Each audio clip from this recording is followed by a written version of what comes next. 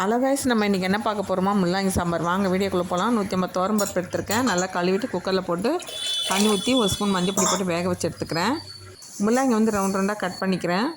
Stove பற்றி கடையில் எண்ணெய் ஊற்றி முள்ளங்கி நல்லா வதக்கி எடுத்துக்கிறேன். முள்ளங்கி வதங்கிச்சுன்னா வதக்கி பண்ணோம்னா கோல்ட் ஆகாது, நல்லா வாசனையாகவும் இருக்கும். 2 வெங்காயம் கட் பண்ணி போட்டுக்கிறேன். 2 தக்காளியும் போட்டுக்கிறேன். நல்லா வதங்கட்டும். 3 ஸ்பூன் மிளகாத்தூள் போட்டிருக்கேன். பருப்பு நல்லா வெந்துருச்சு. நல்லா பாருங்கள், அழியும் வெந்துடுது. இப்போ வதக்கி வச்ச காயை நம்ம அதில் போட்டுக்கலாம். பருப்புலையே 3 ஸ்பூன் மிளகாத்தூள் போட்டிருக்கேன். லைட்டாக மஞ்சள் பொடி போட்டுக்கலாம். தேவையான உப்பு போட்டாச்சு. கொஞ்ச நேரம் காய் வேக விட்டுடலாம். கொஞ்சமாக புளி கரைச்சல் ஊற்றிக்கலாம் காய் வெந்த உடனே. இப்போ பாருங்கள், முள்ளங்கி சாம்பார் ரெடி ஆகுது.